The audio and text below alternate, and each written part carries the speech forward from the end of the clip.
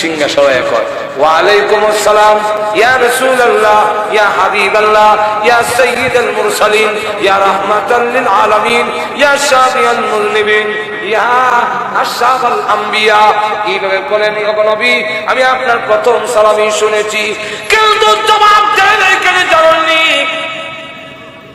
আল্লাহ আমাকে বলেছেন ইসরাঈল রে, সিংহা মুখে লাগাইয়া অপেক্ষা করতে থাকবে, আমি যেই সময় অর্ডার দেব ওই সময় মুখ দিতে হবে, একটা সেকেন্ড যেন বেশ কম না হয়।